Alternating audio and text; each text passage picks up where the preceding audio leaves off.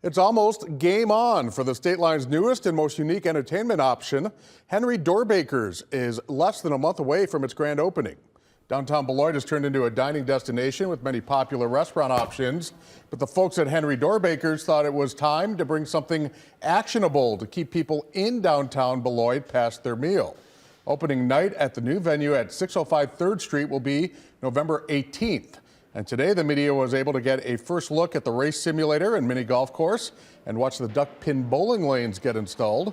No matter what your interests, Henry Dorrbaker's GM Julio Petrie believes there's something sure to be right up your alley. Eat, drink, have a great time, bowl, golf, anything that you could do entertainment-wise inside, we have it.